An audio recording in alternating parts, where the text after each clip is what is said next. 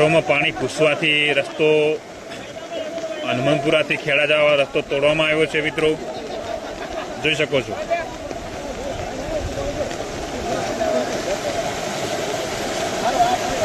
ઘરોમાં પાણી ઘૂસી ગયા હતા, તે ગામ લોકોના સહારે રસ્તો તોડવામાં આવ્યો છે, જોઈ શકો છો। ભારે વરસાદના કારણે ઘરોમાં પાણી ઘૂસી વળ્યા છે।